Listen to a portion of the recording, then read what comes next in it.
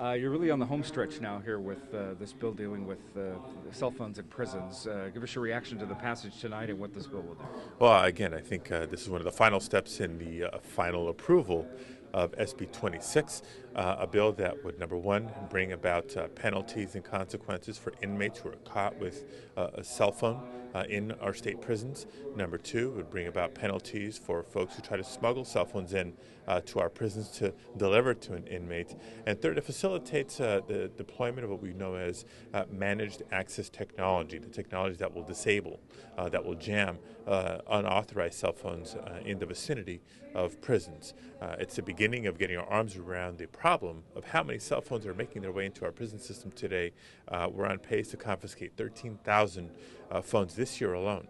And we know that those phones are being used for some pretty nefarious activity, intimidating witnesses, organizing street crimes, trafficking drugs, planning escapes, things of that nature.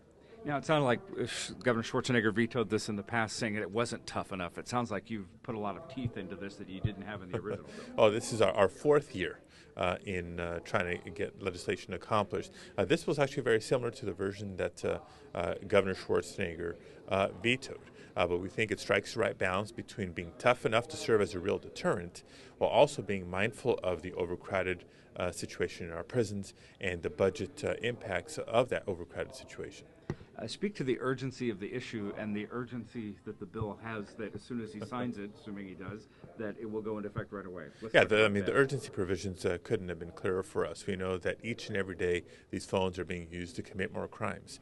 And it's not just more crimes, but more victims that result from that cell phone usage.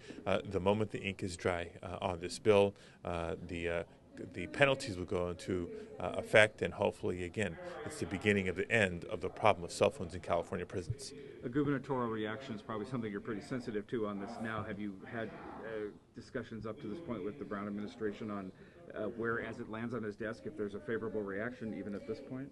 Absolutely. On this bill, more than any other bill, we've been working closely with the administration. Let's remember that Governor Brown most recently served as Attorney General in the state of California. So he has a unique knowledge and appreciation for how these cell phones are being used to orchestrate crime from our prison system. So he knows the issue well. We worked together to craft the language before us, and I'm looking forward to his signature.